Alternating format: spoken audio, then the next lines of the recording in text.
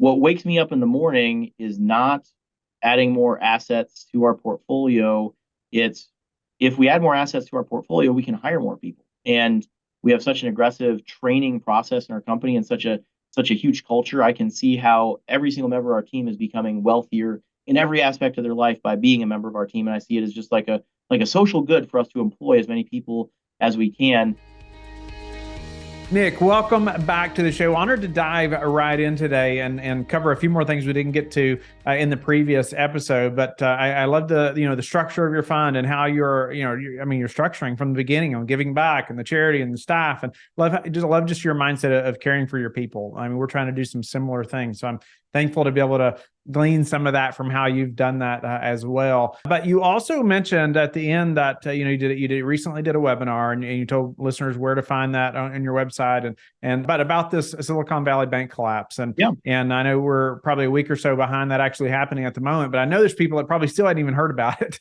And so I'd love to just you to be able to share a little bit about what that means to you, what that means, what you feel like it means to the real estate business, or things that people, our listeners, active or passive, should know about that event. And unfortunately, we won't be able to spend a ton of time there because I want to get to a couple other things, but I wanted you to be able to share about that, especially since it was fresh. You just did a webinar. Absolutely. So, if people haven't heard, Silicon Valley Bank, it just collapsed. They had purchased a bunch of 10-year treasury notes in, 2021, $127 billion of 10-year treasury notes. And as interest rates go up, the value of assets goes down. Interest rates go up, the value of assets goes down. And that could be, real estate for people listening to this podcast. As interest rates go up, the value of those assets goes down. And this poor bank, they'd gone from 20 or 50 billion in deposits to 200 billion in deposits through COVID. They didn't know what to do with it, so they put it into what should be kind of the safest mattress to put cash into, and those are long-term U.S. Treasury bonds. But every time the rates went up a quarter point, every time the Fed hiked rates a quarter point, they would lose $1 billion in the face value of those bonds. Because if I write you a bond today at 1%, and I write you a bond tomorrow at 4%, and then I need to sell that bond on the market at 1%, no one's going to pay face value for that bond. They want a discount on the value of that bond that's now at a lower rate. And fortunately, I think the Fed has done a masterful job of making sure that the U.S. gets its pound of flesh, and a bunch of people lose their money. So all the investors are wiped out, but that none of the deposit holders are wiped out, which gives me a lot of faith that things are going to be okay from a broader perspective in the U.S. economy. I don't see there being any kind of big, national run on the bank. Fortunately, so we have about 20 million in cash right now. We already had our money sitting in 4-week treasuries and T-bills, which I think is a very safe mattress to put money in. Being short-term T-bills, they don't have that same problem that Silicon Valley Bank had. But I think that none of this should be a surprise. Every time there's an economic cycle, the Fed raises rates until something breaks, essentially. And they don't know what's going to break. I don't know what's going to break. But like in our education webinars, we talked about how something would break soon. And it was just a question of what it would be. We have prepared ourselves for that by we have all fixed rate debt on our entire portfolio. So a lot of real estate syndicators out there right now are in a challenging spot where they got a bunch of variable rate debt in the last few years. But we knew that rates were going to go up and asset values were going to go down, and people would be kind of in squeezed there. And if you had long-term fixed rate debt, you might be able to weather that storm just fine. And if you had variable rate debt, you might be in a challenging spot. So my present self thanks my past self that we made the hard decision to get that kind of higher rate at the time fixed rate debt versus the lower rate variable rate debt. And this is going to hit every industry. So 6 months ago, the UK pension fund system went insolvent, and the UK government had to bail it out for a period of time due to this exact same issue. They had sovereign debt. The UK pension funds had sovereign debt from the UK government. Rates went up, the value of those bonds went down, and they were leveraged. So they had debt against those bonds. So they're doubly squeezed in the same way like a real estate syndicator is kind of squeezed right now by higher interest rates where their cash flow is going down. They might be negative cash flow. And if they were to sell that asset's probably worth less than it was when they originally paid for it. This could hit the oil and gas industry. It could hit any sector of the U.S. finance system, anywhere where there's a lot of debt or a lot of assets, a lot of capital intensive industries where there's been downward pressure as a result of that. So I think that anyone could have predicted that this breaking point would occur, and it would occur sometime in the not so distant future. I don't think anyone would have predicted Silicon Valley Bank collapse. And in fact, The crazy thing is there's nothing wrong with Silicon Valley Bank. They just had deposit holders that were unified and could act very quickly to execute a run on the bank. $42 billion was withdrawn in 3 days. If it was like a bank serving farmers and not tech private equity funds, I don't think farmers would have drawn down $42 billion in 3 days. So I think that bank was uniquely susceptible due to their concentration of very specific customer base that's fast acting and responsive. But I think that there's more to come. If I'm a big believer in seasons. I think that this past weekend is the winter solstice. I think that we're halfway through winter, but January and February are yet to come. So things they're about to get worse, but spring is just around the corner. I think we can see spring. I think a year from now, interest rates are going to be lower than they are today. I think I can say that with absolute certainty. That's not a prediction anyone would really dispute today. And I think that we can plan and prepare to plant for when spring comes, knowing that there's going to be, and the next year is going to get much worse before things get better in every industry, and particularly the case in the syndication industry. When I was just at the Best Ever conference, they opened the conference with the statement, we suspect, or it was a question, who here is scared that they won't survive until 2025? That was what they opened the conference with. And there was a lot of doom and gloom at Best Ever. I didn't talk to a single syndicator who had a rosy outlook for the next year. But if you've prepared for winter, if you've stored up your harvest, we've amassed the largest war chest of cash we've ever had. I think you can be well positioned for the rest of the winter here. That's awesome. I was also at that conference, or speaking at that conference. I'm surprised we didn't get to meet. We should have met while we were there. But anyway, it was a good one. I encourage listeners to check out the Best Ever conference. I've been 5 or 6 years in a row. But anyway, the mood conference. Then it was not a sunshine and rainbows kind of conference. Right. It was not. It was not. Speak to just a couple of things that as from what you just said. Right, how is that changing what you're doing, right? Or, you mentioned you're piling together this war chest of cash, right? Maybe you briefly mentioned it a minute ago, but I wanted you to make it clear again as far as where are you keeping that cash? So it's like, you're going to be able to get it, right? Where are you putting that? But then also, how is this changing what you're doing, buying, I know you don't want everyone to sell. We learned that from the last episode, but what's happening and how you're buying assets moving forward or even over this next 12 months. Yeah, I'm an open book, and I hope I can share a few tactical items that are just gold nuggets anyone can take away. I hate podcasts; they're all fluffy stuff. So, a friend of mine many months ago had two observations: that the yield on 4-week T-bills had gone up 100-fold in the last year. So this was last fall or something like that. It was north of 4% at the time, and he also noted that as asset prices fell, it's possible that the financial system could be impacted by that. So any assets that a bank has on their books, I don't think anyone would have predicted exactly what happened at Silicon Valley Bank. But if you go listen to our webinars from April 2021, we said that the Fed was buying mortgage-backed securities and buying treasury bonds, which pushes down the rate. And so you don't have to be any kind of genius to say, okay, at some point in the future, the rates are going to go up on so that like 30-year fixed mortgages, all mortgages, and the rates on 10-year treasury are going to go up, and they're going to go up a lot because no one had ever seen this type of asset buying program before. Does that make sense what I just said there, Whitney? Yes.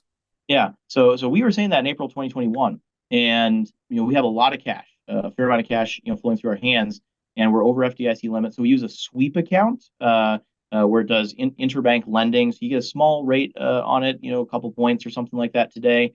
Not huge, but theoretically what it does is it takes your account and puts 250 pieces of your account in other banks up to 250K. So theoretically you're assured if you have more than 250K in the bank, in the event of a bank loss, you wouldn't lose anything. We aggressively leverage real estate trust accounts. So if you're not using a real estate trust account, you should be. Let me just say that you should be. And those accounts are really special accounts that are especially enshrined in the U.S. banking system. They are exempt from FDIC limits. So all of your rent income, if you're there's a million ways you can structure it, but if you are managing money that's other people's money that's real estate oriented, so let's say you have security deposit accounts, rent income accounts, anything that's not basically like an operating account for an apartment building, you should be running that through a real estate trust account. And you are now exempt from FDIC limits on that account. It's kind of a hassle to set up. The banks don't love it because of its special status. but you should absolutely be using a real estate trust account. That's the best practice. And just something, and we're going to have to move on, unfortunately, but just something very practical. Is that something they can find at most banks, or how to just give them something really practical? How do they find that type of account? Yeah, and then the biggest one, I'll just really briefly. So every week we put 25% of all of our liquidity above and beyond kind of what we need for the next week into a 4-week T-bill. So every week we can get up to 25% of our liquidity out of a T-bill as cash in a worst case scenario, like 6 days away, but probably just a few days away. So it's kind of cumbersome to get going, to get it going into the 25% aliquots.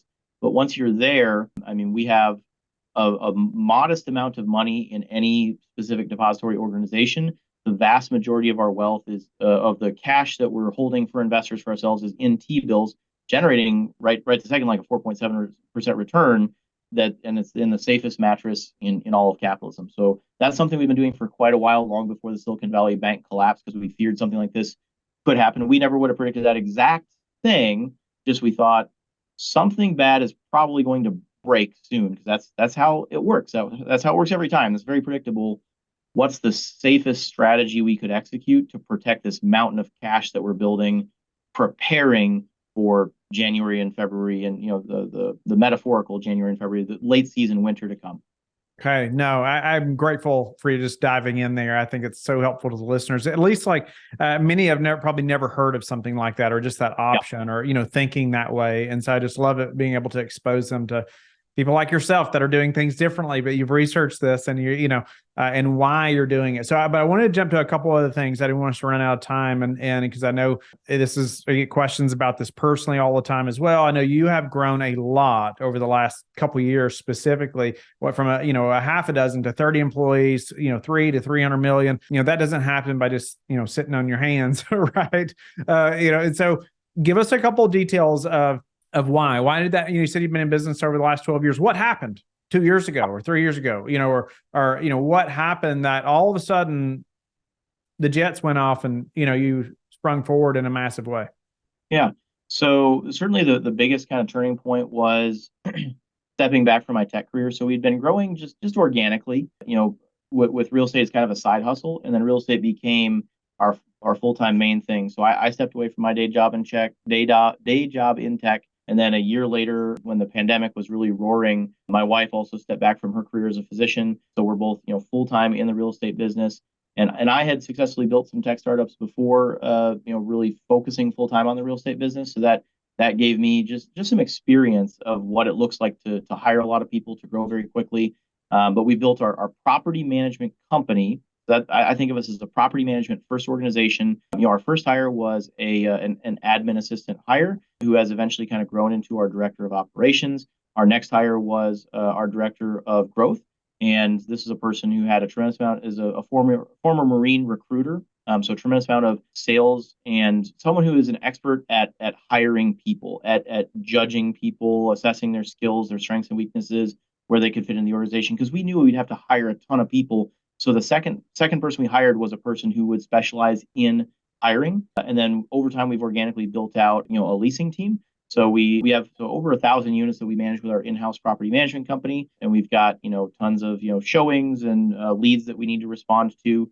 We have a real estate sales team. So there's about, we're in the top 1/3 of 1% of sales teams at Keller Williams. That's where I hang my real estate license. I'm a licensed agent. That's a huge, income source for us. And our property management company, well, it's not very profitable. It does pay our salaries, which, I find a lot of syndicators, they love to rely on third-party vendors, and it's easier to do so. It's easier to hire third-party property management and third-party maintenance and third-party cleaning, these sorts of things. But when you have people on payroll, like when we go to do due diligence on an acquisition, we have the ability to bring our leasing agents and our maintenance guys, and they tell me how much they can rent it for. I'm not throwing numbers into a spreadsheet, hoping we can hit this number. Like the person who just showed 10 units today, they can tell me exactly how much they can get for that unit. And if we renovate it to this standard, how much they can get. And if we renovate it to this standard, how much can we get? With absolute certainty, they can tell me what the number is. And the maintenance guy, who's going to be the one turning a wrench on that property, he knows exactly what it's going to cost to maintain that property better than any kind of formula could ever tell me. So the real advantage to bring those functions in house, it's not easy. It's not fun. It's right. A lot of work to manage and lead a team like this. and it's not even profitable, but you suddenly have superpowers that other people don't have. Where in our last podcast we talked about, we bought an asset that was at 50% rent collections, a 100-unit townhome subdivision.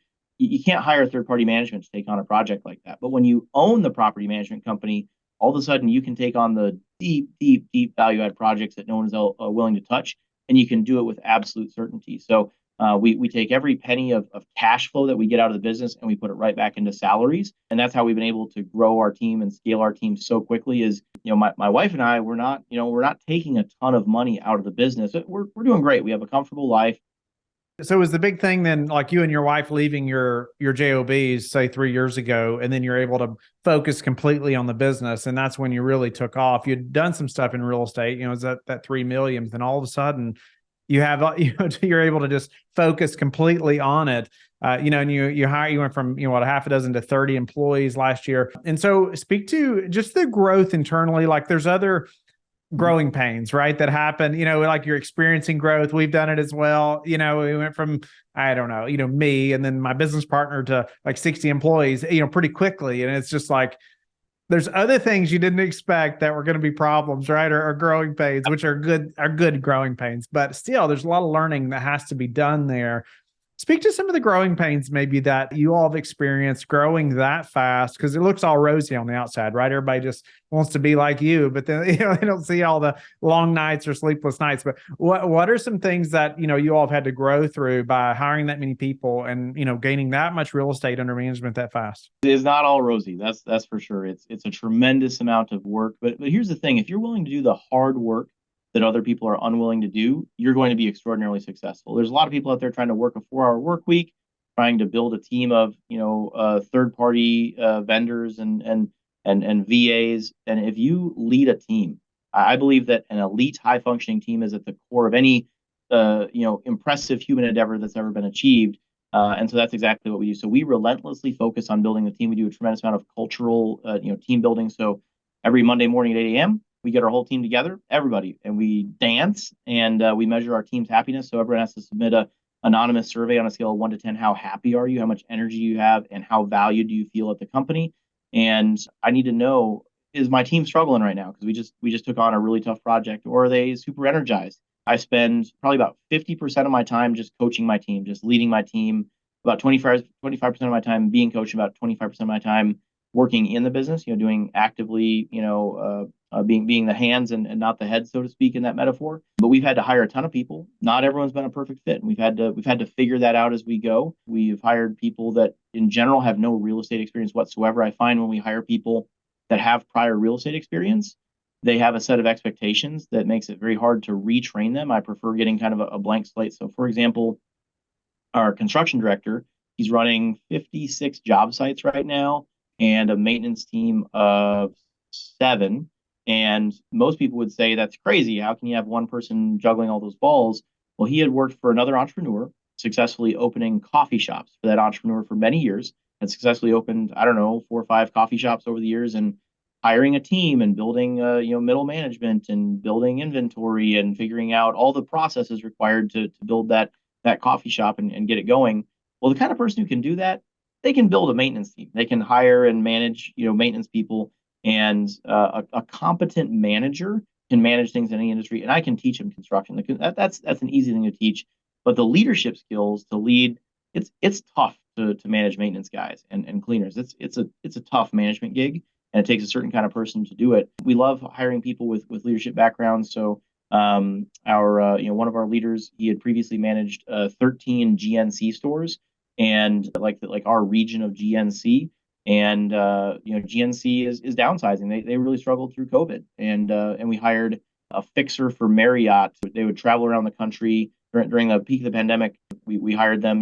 Talent was just on a steep sale at that time, and we didn't even necessarily have the salary dollars to hire these people when they came along, and we didn't even necessarily know what the heck they were going to do. Like this fixer for Marriott, she was our first hire as an admin for me. It was ludicrous. Like, she was so hopelessly overqualified for the job, but we knew this was a rock star and she is going to perform. And all these people are rock stars. So if I get to find service experience at a nice restaurant, I'm gonna offer that person a job. I'm gonna keep going back to that restaurant and keep offering them a job until we hire them. it's not all sunshine and rainbows. You have, I call them drama llama stampedes, where this staff person has a issue with this staff person, and there may not even be a real issue. Like just somehow word gets around or something. You just have to step in and get them together and say, hey, what's going on? Let's fix this right here, right now.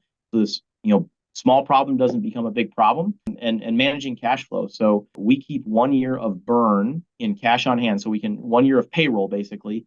And that leaves us feeling very bold to hire people on a go forward basis. So most people, I think they struggle when they look at their payroll in a high growth organization because they say, hey, I don't have enough revenue to pay my staff, which is almost always your number one expense. So I can't afford to hire another person. But what you're thinking isn't right there. So if you hire someone, they had better increase revenue or reduce expense by an amount equivalent to their total payroll cost, or you shouldn't hire them. You've made a huge error. You're a bad leader, or you hired the wrong person if that's the case. And so we have check-ins at 30, 60, 90 days. How are they doing? Are they excelling? And financially, are we increasing revenue or reducing expenses, in amount at least equal to their salary? And if so, we're good. And then by having that year of payroll in cash on hand that we kind of keep as a buffer, we know we can make all kinds of mistakes. We can hire, one of my coaches says it's like drawing cards.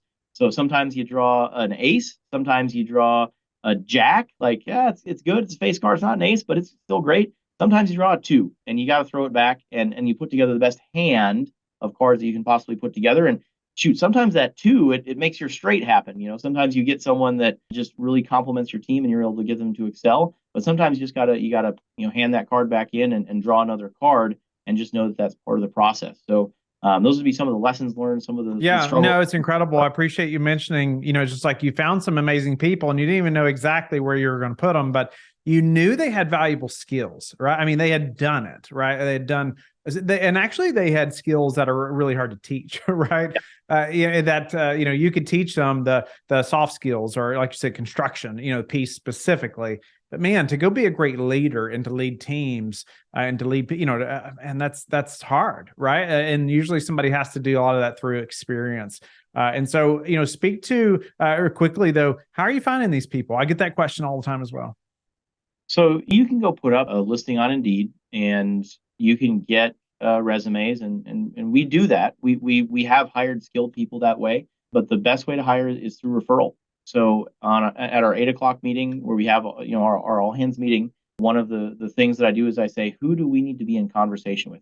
Please note, I don't ask who's looking for a job because you don't want to hire the people looking for a job. That's a selection bias working against you that they're already apparently not fit to be employed through someone else. So we want to be in conversation with this person. And almost every single person we've hired, they've stepped away from another job and maybe it wasn't right for them at that point in time.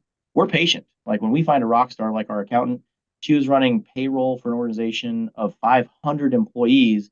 And we said, man, you are a rock star. We've got all of, 10 employees right now, but we're going to have a lot of employees soon. And we need someone who can run the payroll, please join us. And she felt so loyal to our existing employer, even though they weren't really treating her well.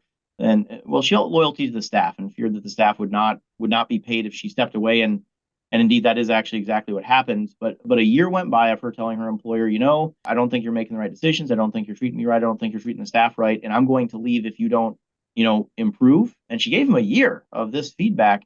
And finally, she did decide to step back and join our organization. But it took a year of us just being in very kind, consistent, polite conversation with her, saying, hey, has your situation changed? Because we would still love you to have, love for you to come join our company.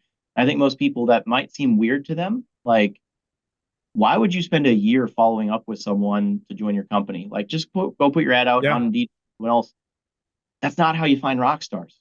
It just isn't. Like, so she was a referral from one of our other staff members who, we said, we need an accountant and we need a really, really good accountant who's the best accountant you've ever worked with. Because employees of your company, they've had interactions with other accountants at other companies before. And her name came up as, man, she always made sure all the numbers were right. Everyone was paid on time. And she just stepped up, went above and beyond, worked nights and weekends when she had to. She was amazing.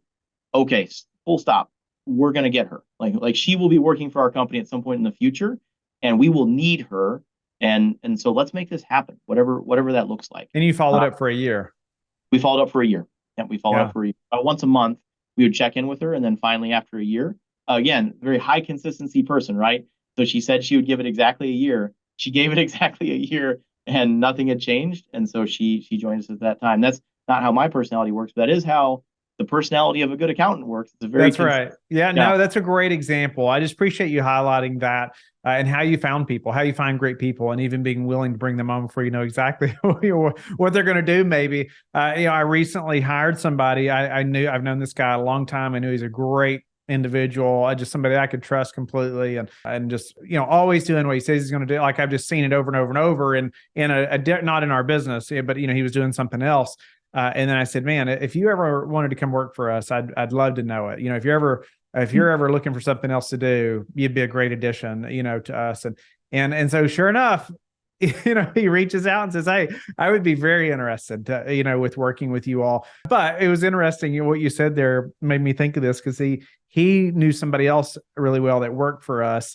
And so he reached out anyway to that person's spouse. He knew them. And he said, I'm looking forward to potentially working with Whitney, but I'm not sure exactly what I'm going to do yet. And this person told him somehow he knew this. And because like I said, his spouse works for us. And he said, well, I think Whitney will often hire people and then find a good place to put them, like hire great people and then figure out what they're going to do. So that resonated. And I can't say I've always done that, but I do like you don't always do either. Yeah. I loved your desire though, to find somebody that's, amazing and say, you know what? Like, I'm just going to stay after them and put the time in and, keep going till they're ready to come work for us. But I think that says a lot about, you all as well in pursuing that person. And so anyway, Nick, that's incredible. I'm going to jump to a few final questions before we run out of time. But what's your best source for meeting new investors right now? Yeah.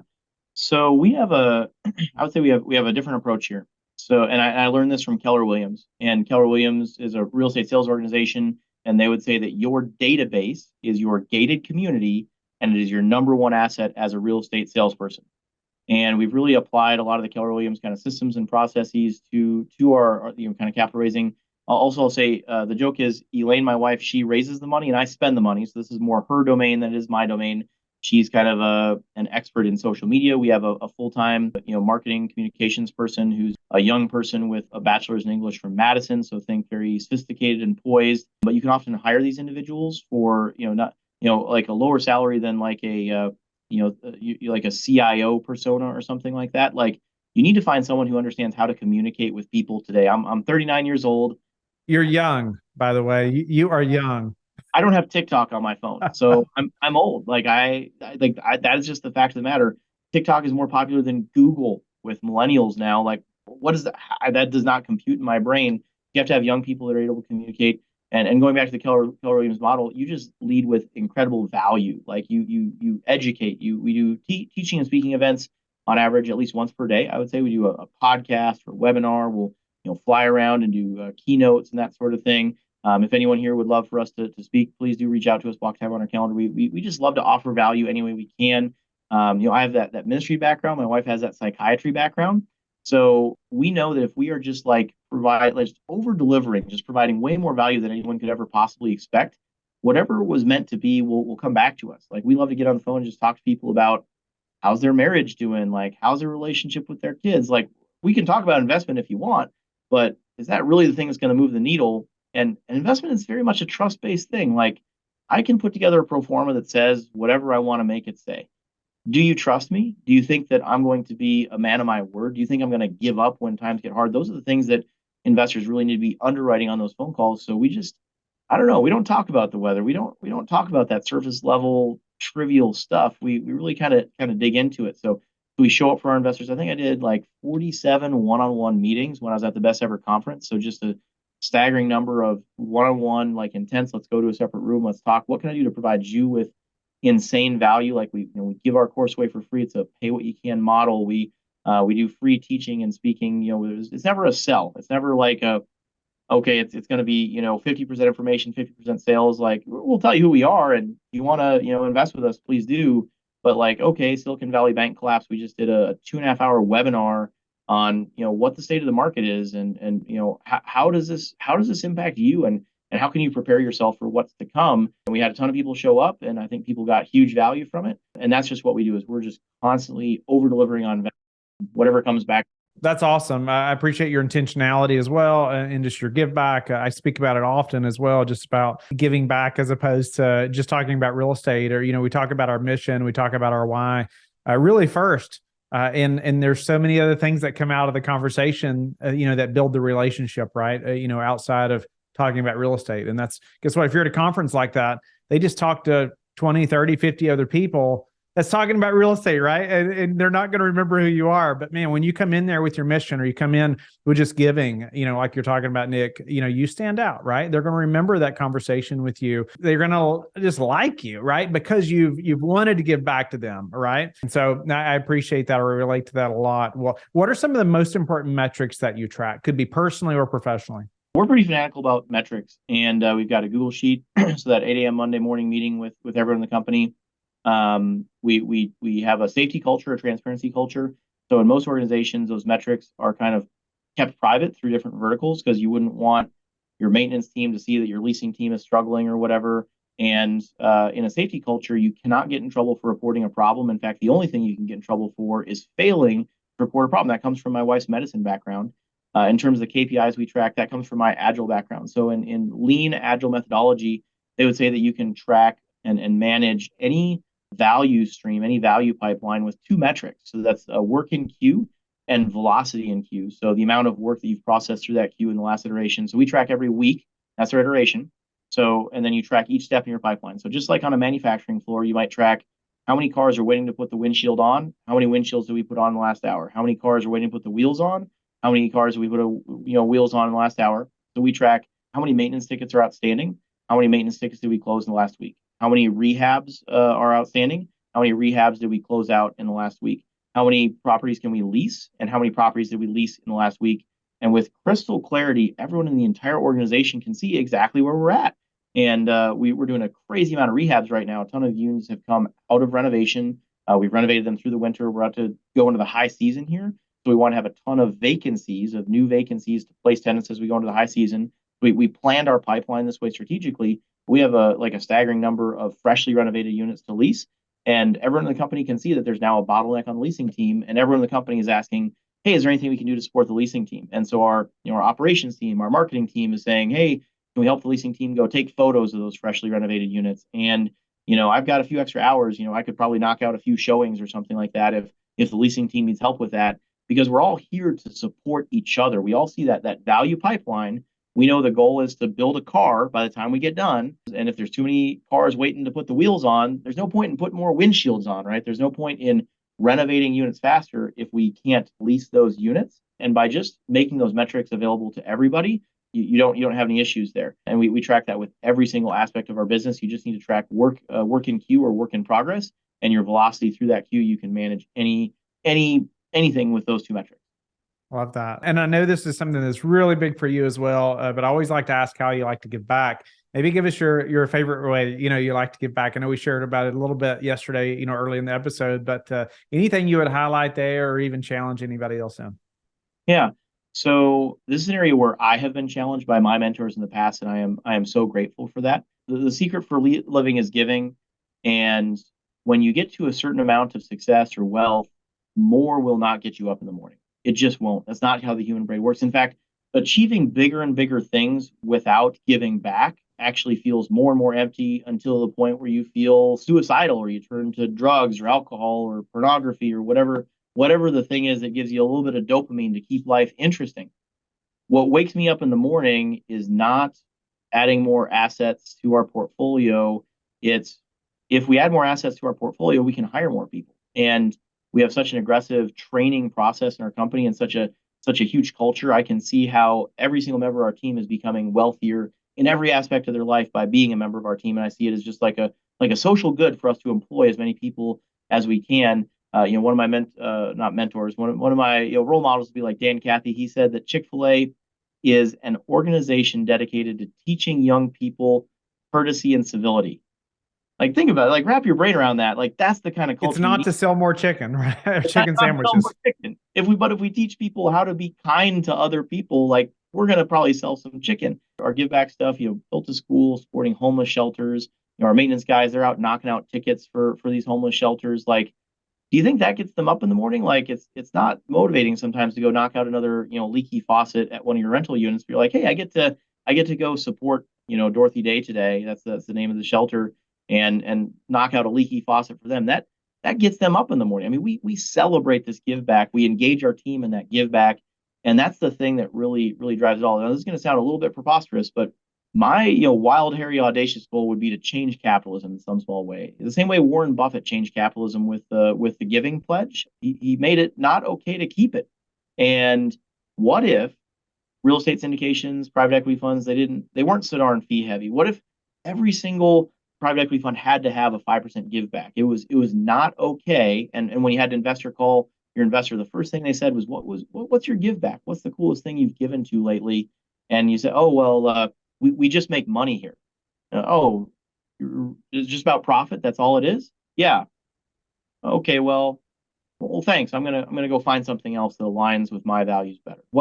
It's not enough to actually change the returns in a material way, but it's enough money that you could rebuild every school in the country every single year. I don't care what you give to. I challenge you on your next capital raise, just do a 5% give back. You will raise so much more capital, so much more easily, and it will cost you relatively little in the grand scheme of things.